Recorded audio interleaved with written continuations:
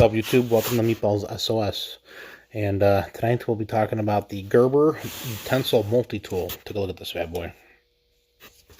Comes apart by simply pressing down here on your, look at that, a potato peeler.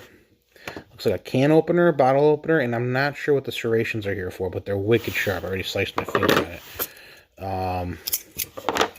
These are made out of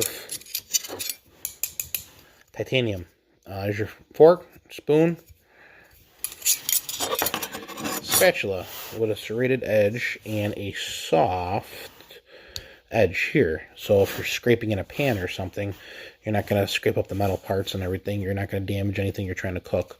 And then obviously if you need a knife, there's your knife.